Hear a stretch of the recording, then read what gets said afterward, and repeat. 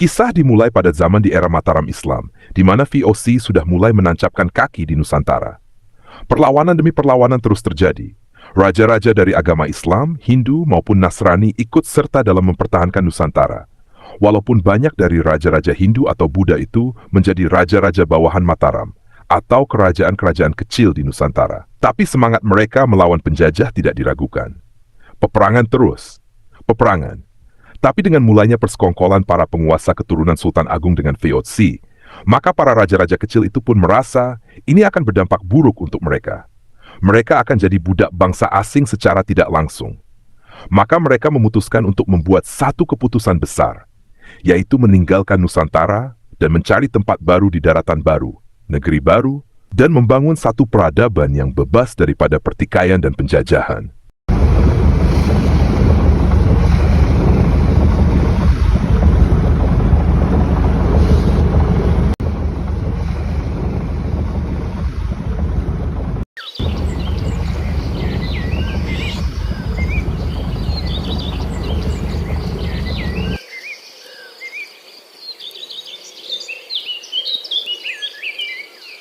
Daratan yang cukup luas menghampar di depan mereka. Harapan akan peradaban baru dan kehidupan baru telah menemukan jalannya. Para raja mulai menempati pulau itu dan mencari tahu potensi apa saja di pulau itu yang bisa menjadi basis ekonomi untuk mereka dan bisa menjadi modal mereka untuk membangun peradaban di tempat itu. Daratan yang menghampar di depan mereka, hamparan yang tak hanya menjanjikan tempat tinggal, tetapi juga lembaran baru sejarah. Harapan akan peradaban baru dan kehidupan yang lebih baik telah menemukan tempatnya. Para raja, dengan langkah penuh keyakinan, memimpin rakyatnya menapakkan kaki di tanah yang belum bernama itu. Mereka mulai membagi wilayah secara bijak, menjaga kehormatan dan keseimbangan di antara kerajaan. Hutan lebat di pedalaman segera dijelajahi oleh para ahli dan prajurit, sementara para pendeta dan penasihat mencatat temuan-temuan langka rempah yang aromanya lebih pekat dari cengkeh biasa. Batu-batu hitam yang jika diasah bersinar keperakan dan air dari sumber alami yang tak pernah surut, bahkan saat kemarau panjang. Ladang-ladang dibuka dan sistem irigasi sederhana mulai dibangun. Sungai yang mengalir dari gunung menjadi jalur transportasi utama.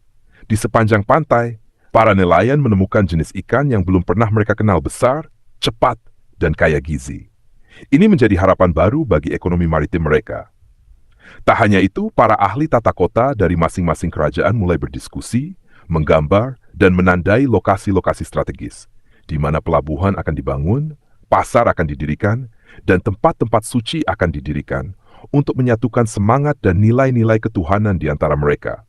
Rakyat yang menyertai mereka petani, pengrajin, ulama, tabib, hingga para penulis sejarah, mulai bekerja bersama, tidak lagi atas nama satu kerajaan, tapi atas nama harapan bersama, membangun peradaban baru yang lebih adil, lebih makmur, dan berdaulat. Mereka menyebut pulau itu dengan nama sementara Arkanadasya Tanah Harapan, tempat para raja berhimpun bukan untuk berperang, tapi untuk membangun. Arkadanasya adalah rumah baru untuk orang-orang yang terusir dari tanahnya sendiri, tanah perdamaian para raja-raja, yang melimpah akan sumber daya alam, tapi tantangan mereka baru dimulai.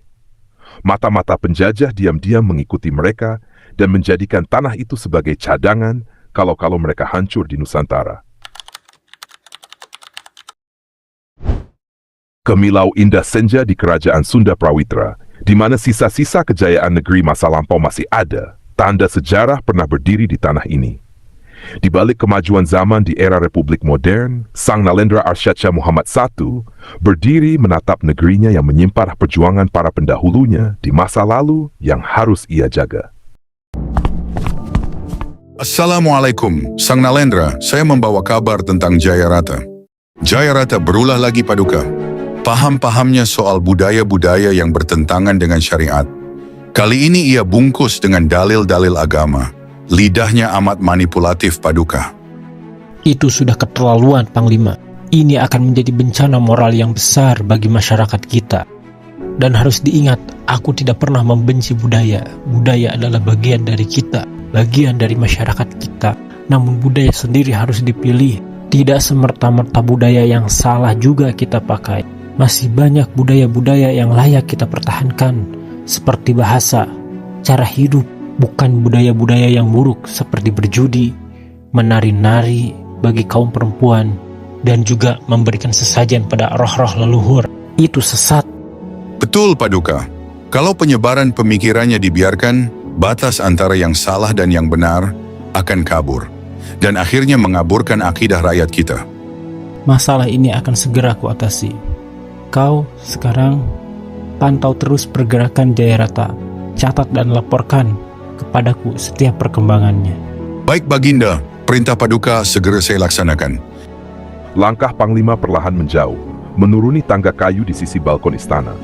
Senja memantulkan warna tembaga di langit barat, menebar cahaya lembut di wajah Raja Arsyad yang masih berdiri memandangi lembah. Angin berembus tenang, membawa kesunyian yang panjang. Tak lama, Kiai Zaif datang dari arah dalam istana. Ia memberi salam dengan lembut, lalu melangkah ke balkon dan kini berdiri di sisi Raja.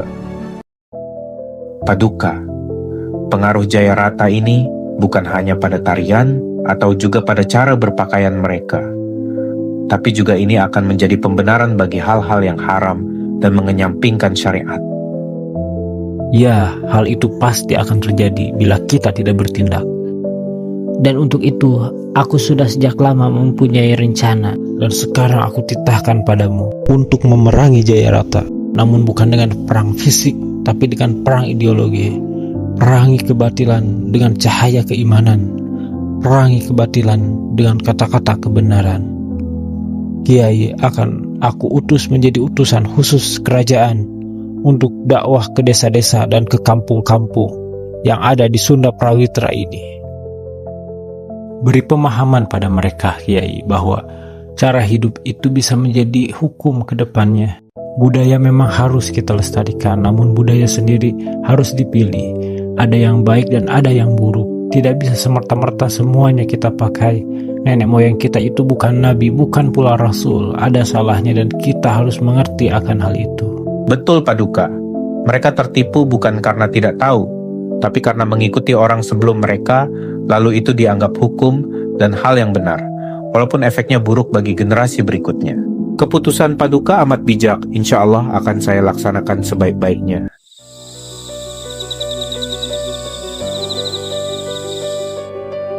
Perjalanan penuh rintangan dan amanah yang besar di pundak sang kiai pun dimulai. Perang gerilya. Tapi bukan perang senjata, tapi perang pemikiran dan akidah. Perang yang akan menentukan nasib moral akhlak masyarakat, yang dampaknya lebih besar daripada perang senjata.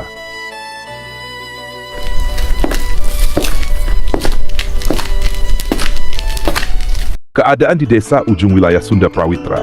Jayarata yang sedang menikmati tarian di malam yang indah dikawal orang-orangnya dan ditemani banyak masyarakat. Budaya nenek moyang kita tidak seharusnya dilupakan hanya karena mengikuti aturan dari luar. Setelah pengutusan itu, Kiai Zaid As-Saif mulai turun ke desa-desa dan mempersatukan ulama, serta menanamkan cahaya di hati umat dan memerangi paham-paham yang mengancam akidah umat. Sementara itu, cerita beralih pada 2 hari setelah pengutusan itu, di mana latar menunjukkan pagi hari sekitar jam 10 pagi. Raja Arsyad sedang membaca buku di perpustakaan alun-alun memakai pakaian kemeja sederhana. Beliau sangat gemar membaca buku sejarah peristiwa perang di masa lalu, dan juga buku-buku filsafat atau buku tentang kenegaraan dan kisah-kisah romantis masa lalu.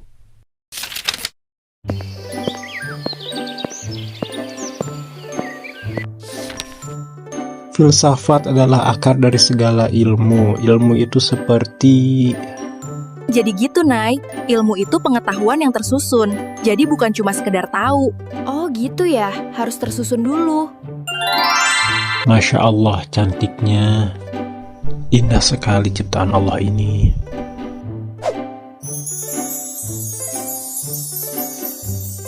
Tersusunnya itu kayak gimana, Kak? Kok bengong?